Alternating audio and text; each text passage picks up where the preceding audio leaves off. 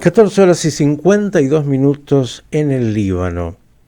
Vamos a hablar unos minutitos con un amigo que tenemos ahí, un amigo argentino que vive hace muchos años y que por un tema de seguridad personal en un lugar tan sensible como es justamente el Líbano, vamos a denominar señor X, con la idea de que nos cuente un poquito, claro, qué es lo que se está viviendo. Señor X, gracias por estar con nosotros. Buenas tardes.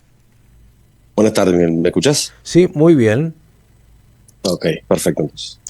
Bueno, nos quiere contar, porque una cosa es lo que se ve en las noticias y otra cosa es estar ahí en el Líbano en este momento. Comienzo por algunas preguntas directas. ¿Qué es Hezbollah en el Líbano? ¿Qué poder real tiene? Y obviamente, ¿cómo está la situación? Bueno, Hezbollah es en Líbano un partido político que representa a buena parte de la comunidad chiita en el país, pero también es una organización armada. Esto no es ningún secreto, por supuesto, y tiene un poder militar extremadamente elevado para lo que nosotros consideramos una organización armada no estatal. Y está al nivel, para que te des una idea, de algunos países convencionales, de algunas fuerzas armadas de países convencionales. Inclusive tiene más poder militar que algunos países. Eh, y forma parte a nivel regional de lo que se llama el Eje de la Resistencia, que es un conjunto de milicias que operan esponsoreadas o en coordinación con Irán. Y desde el 8 de octubre de 2023 actúa de manera muy decidida en apoyo de Hamas, que está en guerra con Israel en Gaza. Bien, clarísimo. Desde el 8 de octubre, como has dicho, claro, con esta guerra desatada en la Franja de Gaza, la tensión se ha transformado cada vez en más extrema y, bueno, ataques cruzados entre Israel y Hezbollah. Algunos temen una guerra abierta. ¿Cómo lo están viviendo ustedes ahí? Sí, nosotros hemos mantenido intercambio de fuego casi constantes, diarios por lo menos, desde ese día 8 de octubre, es un día después de los ataques del 7 de octubre, cuando se abrieron las hostilidades aquí. Y estos enfrentamientos han tenido una intensidad variable, a punto tal de que ha habido como microescaladas y después desescaladas. Y estas escaladas están generalmente vinculadas con, por ejemplo, algún asesinato cometido por parte de Israel sobre un comandante de Hezbollah, que es una cosa que ocurrió en junio y también recientemente, hace unos días. Y Hezbollah entonces da una respuesta con la cual trata de buscar cierta paridad en relación a la reacción israelí. A veces estas escaladas se sienten en términos de, o sea, han medido en términos de qué tan profundo cada uno penetra en el territorio del oponente. Hezbollah ha lanzado ataques hasta la zona de Tiberias, por ejemplo, y un poco más al sur. Israel suele atacar la parte norte del Líbano también, la zona de Baalbek, y cerca de la frontera con Siria. Y tenemos estos ciclos de acción y represalia de manera muy frecuente, y después hay ciertos periodos donde la intensidad se reduce un poco más. En las últimas semanas ha habido crecientes especulaciones de que todo este enfrentamiento podría dar lugar a uno quiero llamar guerra porque yo creo que estamos en un estado real de guerra, pero dentro de la guerra a distintas intensidades, y la tensión generada ha derivado en varias especulaciones de que esto podría dar lugar a un conflicto más generalizado, porque el conflicto actual tiene naturaleza relativamente restringida, fronteriza en líneas generales, a pesar de lo que te conté que suele haber ataques un poco más en la profundidad del territorio de cada uno de los oponentes. Entonces hay una preocupación real, porque obviamente el conflicto aquí está atado al conflicto en Gaza, que se prolonga, no hay una solución, y hay una suerte de cuenta regresiva en marcha que tiene que ver con el regreso de las comunidades, de los residentes de las comunidades del norte de Israel a sus hogares, que fueron evacuados al principio de la guerra y obviamente están ejerciendo sustancial presión sobre el gobierno israelí para hacer algo que les asegure condiciones de regreso en materia, digamos, con cierta seguridad de que no van a ser atacados, por lo menos que no van a ser atacados de la forma que fueron atacadas la gente que vivía aledaña a la Franja de Gaza en octubre del año pasado. Y también está evacuadas las poblaciones acá del sur del Líbano. Y yo te diría que a ambos lados de la frontera hay una especie de zona de tierra de nadie, o sea, hay un nivel de destrucción de la infraestructura bastante importante, pero en este momento creo que ejerce presión sobre la decisión del gobierno israelí esta situación tan inestable de las comunidades, de los residentes de la comunidad del norte que quieren volver a su lugar. Señor X, hay quienes, tratando de ser optimistas, dicen, bueno, la comunidad internacional y algunos en Israel también, las fuerzas internas en el Líbano podrán de alguna manera detener a Hezbollah, porque para ambos será una guerra muy difícil y muy terrible, pero la población en el Líbano que no es parte de Hezbollah se verá muy afectada. ¿Existen esas fuerzas, de acuerdo a tu entender, ahí dentro del Líbano? Yo no lo llamaría de esa manera. Me parece que antes que las fuerzas que pueden llegar a pesar en la decisión de Hezbollah, está también un tema de agotamiento después de tantos meses de conflicto y de tantos meses de enfrentamientos sostenidos, con pérdidas sustanciales. Hezbollah ha reconocido más de 360 combatientes caídos, también hay civiles muertos, también hay civiles muertos del lado israelí, aunque muy pocos, y hay algunos soldados israelíes que cayeron en combate, el último hace 2 días. Pero la relación de pérdidas es sustancialmente inferior en el caso israelí. Pero de todos modos hay una suerte de agotamiento, pero además hay una percepción de que este es un conflicto que va a tener consecuencias devastadoras a ambos lados de la frontera. Y yo creo que eso está funcionando como una especie de moderador a la hora de tomar decisiones por ambos lados. Nosotros vamos a escuchar mucha retórica belicosa y mucha amenaza cruzada, pero en el fondo creo que nadie quiere verse en el medio de este conflicto del cual no hay una salida clara. Ese es el otro problema. O sea, no es que alguien pueda decir, bueno, vamos a seguir este procedimiento, digamos, o este enfoque y esto va a resultar. O sea, no está para nada claro qué cosa puede resultar de esto y qué cosa se puede ganar con una guerra a gran escala. Y eso creo que está de alguna manera moderando la actitud a ambos lados de la frontera, en la toma de decisiones. Esto que está diciendo me parece muy importante en el análisis, y le quiero incorporar una pregunta que es, bueno, hace 9 meses después del 7 de octubre Israel está en esta guerra contra el Hamas, al cual no ha podido doblegar del todo, y sigue ahí todavía en el combate, más allá de que ha disminuido la intensidad. ¿Puede ser destruido el Hezbollah en una guerra? La respuesta que te voy a dar es la evaluación que hacen los analistas de defensa israelíes. Es que es muy difícil destruir a Hezbollah. Y vos tenés al vocero de la Fuerza Armada israelí diciendo que tampoco se puede destruir a Hamas, que Hamas es una idea, ¿viste? Hace un par de semanas que salió con esta afirmación que causó cierto malestar a nivel político en Israel, pero bueno, hay algo allí. Entonces, si en la evaluación de los líderes israelíes es casi imposible destruir la idea de Hamas, o es muy difícil degradar militarmente a Hamas, aunque en este momento lo está logrando con una campaña muy sostenida, cuando giramos al norte y vemos a Hezbollah es un actor estratégico varios órdenes de magnitud superior a Hamas, en términos de tamaño, en términos de capacidad.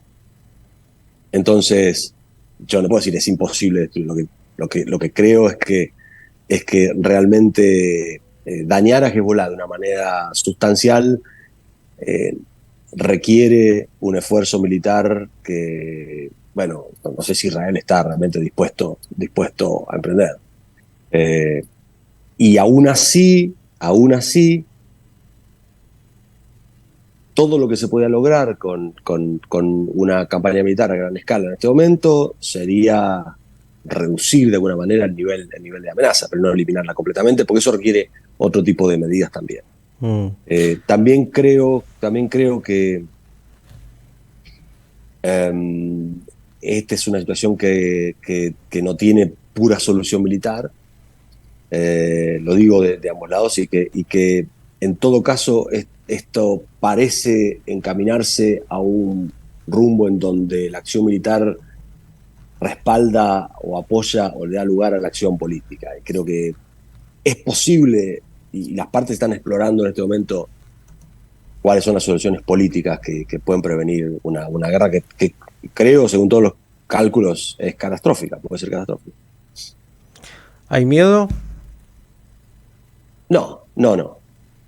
Creo que no. Hay preocupación y hubo información circulando en los últimos días acerca de, bueno, obviamente algunos países han recomendado a sus ciudadanos no viajar, hay otros que están alistando planes de evacuación y ese tipo de cosas. Hay mucha incertidumbre.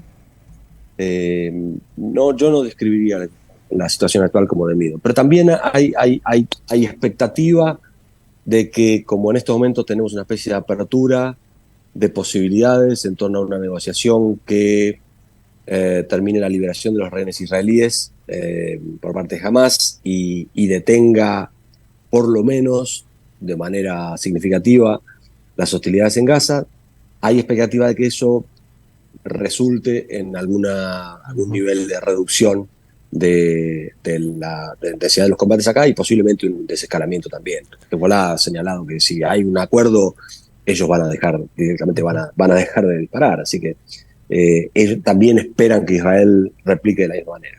Bien. Y hoy te diría que las circunstancias parecen alinearse inicialmente en ese sentido. Ahora, falta mucho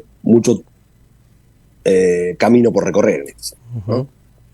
La última, agradeciendo al señor X, estamos con un Sí. argentino que vive hace muchos años ahí en el Líbano y que está entendiendo lo que pasa con toda la claridad. Hay como dos lecturas. Hay quienes tienen una actitud mucho más belicosa, dicen no hay otra que ir a la guerra con el Hezbollah y hacer lo que haya que hacer, que el costo sea el que tiene que ser. Otros dicen, en el Medio Oriente y en esa región en particular, lo único que se puede lograr es lo que llaman una hutna, que es una especie de cese al fuego mientras nos rearmamos. ¿Usted ve que esta es la realidad o que se puede cambiar radicalmente el conflicto en algún momento y que esto, que lleva décadas, pueda desactivarse? A mí, o sea, desactivar un conflicto que lleva décadas me parece muy difícil. Y yo veo, por ejemplo, ahora los comentarios que existen, yo no sé cuánto de esto se ve en la Argentina, pero hay crecientes expectativas en torno a lo que se llama el día después en Gaza, Uh-huh. que era una especie de requerimiento de la administración norteamericana en relación al gobierno israelí, o sea, cómo van a arreglar la situación, lo que queda después, ¿no? Y en algún momento decían, bueno, si podemos arreglar eso, tenemos la llave de resolver los conflictos de Medio Oriente. Me parece muy difícil que eso pase. La Hudna siempre es una cosa, parece un poco más realista. La Hudna es un poco empujar, es ganar tiempo y patear la pelota, diciéndolo en criollo. No estoy seguro de que en Israel la evaluación alrededor de una Hudna sea, bueno, esto funciona porque sucesivas Hudnas terminaron el 7 de octubre y eso posiblemente esté también modificando su forma de ver las cosas. También es posible que estén evaluando, no es el momento de hacerlo. Yo creo que respondo lo que creo que es un poco la interacción entre líderes políticos y quienes ofrecen y quienes tienen la responsabilidad de ofrecer opciones en materia militar y en materia política. Si yo soy líder político y viene el instrumento militar, viene y me presenta 2 o 3 opciones y me dice, bueno, hay opciones malas y opciones peores, voy a pedirle también al resto al resto del espectro que acompaña la gestión que me dé opciones que sean menos malas o menos peores. Está bien, si las opciones militares son todas malas, ¿sí? Si las perspectivas de éxito son moderadas a bajas, seguramente voy a querer alguna opción que políticamente por lo menos me permita ganar tiempo y respirar y restablecer cierto nivel de estabilidad, y después vemos cómo sigue. Esta es la historia un poco de los conflictos en Medio Oriente, también en los últimos años. Si vos me preguntabas esto el 10 de octubre, yo te decía, no, eso es imposible, acá vamos a una cosa mucho más terminal. Hoy, con la experiencia de 9 meses de guerra, es más probable que terminemos en algo así, en una situación media ambigua, y que arreglamos las cosas como están ahora, cerramos esto y vemos qué pasa en el futuro, que lanzarse de golpe a una escalada que puede involucrar además la intervención de actores a nivel regional y te mete en un nivel de incertidumbre mucho, mucho más alto que el que tenés ahora, que ya es bastante alto. Entonces, yo creo que los caminos políticos van a ser los más frecuentes explorados de ahora en más, para, si no resolver este conflicto, por lo menos buscarle algún nivel de mitigación o reducir el nivel de escalada que tenemos actualmente. Tal vez la última, y hasta la próxima, agradeciéndole mucho, lo está diciendo, ¿hay solución militar en lo que hace a este conflicto? No, es por una larga discusión en otros términos. En las circunstancias actuales no creo que haya solución militar para este conflicto. Obviamente que hay actores que piensan que sí. ¿Viste? El gobierno norteamericano salió diciendo no hay solución militar para el conflicto en Afganistán. Bueno, los talibanes pensaban otra cosa, ¿viste? Y hoy están en el gobierno. Yo realmente creo que esto es tan complejo que no tiene buscar una solución militar es perseguir una quimera. O sea, es muy, muy, muy complicado. Debe haber otro tipo de solución. ¿Y hay alguna solución política? Hay soluciones políticas. Lamentablemente algunos actores rechazan las soluciones políticas porque no son lo que quieren. Pero yo creo que hay soluciones políticas. Si exploramos en el pasado reciente, te voy a dar indicios nada más, hubo iniciativas de soluciones políticas que fueron radicalmente rechazadas. Pero hay soluciones políticas. También, viste, la situación interna cuando digo ambos actores, acá hay una multitud de actores que juegan, ¿no? Israel, los palestinos, Hezbolá, el Líbano, Irán.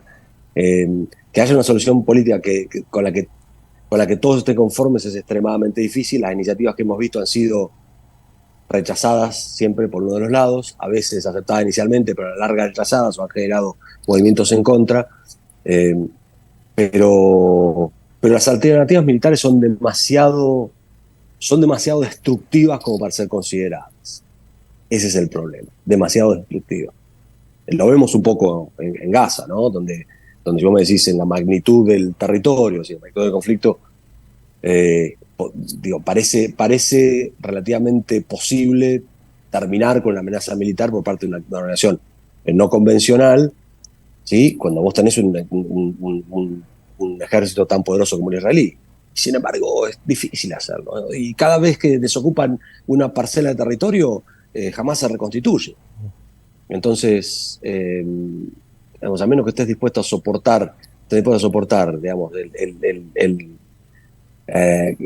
¿cómo te puedo decir? La atrocidad de una ocupación sometida a una campaña de insurgencia probablemente por décadas, es muy difícil hacerlo de manera. Las soluciones políticas siempre son más duraderas. La guerra siempre tiene naturaleza política. Entonces hay que buscarle soluciones políticas a temas en los que en principio el enfoque parece militar, pero que en realidad debieran ser, que el enfoque debe ser, creo yo, más abarcativo. Señor X, que está usted ahí en el Líbano viviendo en carne propia lo que es esta tensión, no nueva, pero que tiene estos picos, y en este momento esperemos que haya esa sabiduría que se requiere para que las atrocidades de la guerra no se impongan más allá de lo que ya hay, que es tan duro de los dos lados de la frontera. Le agradezco enormemente por estos minutos, lo vamos a volver a seguir, a molestar, espero que pronto nos pueda contar que las cosas están mejor. Gracias a vos, Miguel. Un gusto como siempre. Nos vemos la próxima. Chao, chao.